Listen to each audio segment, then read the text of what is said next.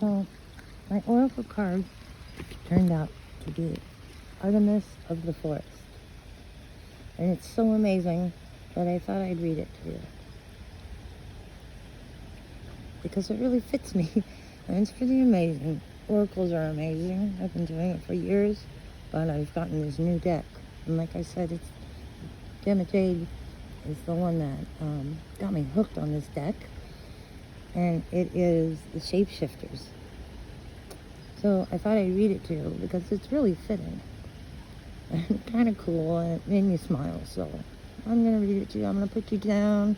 I'm going to try and give you something to look at while I read. Yeah, this is hard though. So.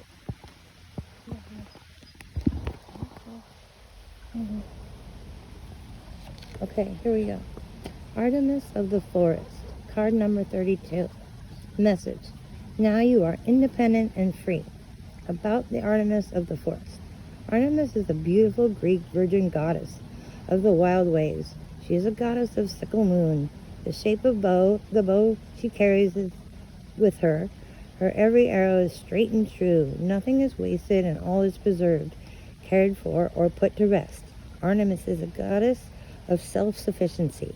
She is utterly self-reliant, and her strong, true huntress self can help you survive the time you find yourself in.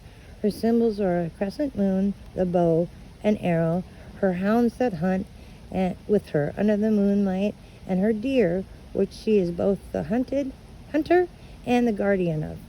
The deer holds the paradox within. It is gentle yet so powerful, and the one that so many depend on for survival. Hunting is a sacred thing. How we obtain our food, how we discover the strength within ourselves, is very much an act of Artemis. She will insist that you go deep into the wilds, that you leave your comforts behind, and that you learn how strong you can be. She will confront you with the prospect of living close to the wild ways, and she will demand you be strong. She is fearless goddess, gentle and necessary, comforting when it is merited, but one who will do what must be done to survive, even if it means hunting. You must do the same for a while. It is time to learn, and that's what it takes to survive. She is depicted here with the great Celtic god Cernunnos, the king stag, Artemis's perfect counterpart, and she is cared for after this time of fierce independence. Artemis of the Forest speaks.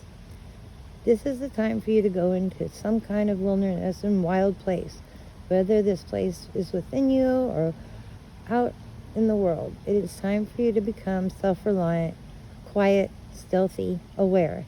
You must take your place as a being who can survive and support yourself. You may see this as a test or a hardship, but it is a great moment for coming into your own power.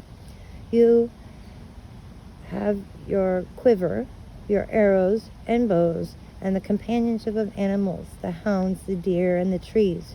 You are able to take what must be taken for survival at this time. When you hunt, do so with honor.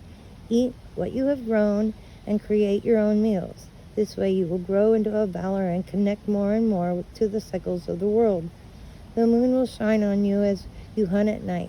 You will tread softly. You will leave no tracks. You are in the sacred wild places, the Nematonas, and you are strong, free, and an independent one.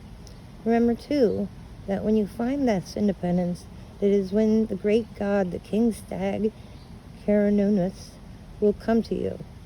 The positive masculine will be drawn to you as you have no desire to exploit him or trap him. You will then know the good father, a true man, a wild and intense boyfriend or caretaker and gentleman, and another will care for you for a while. Divination. It is time for you to go back to basics for a time, to test yourself against nature's demands, to go without the luxuries and the support you believe you need to survive.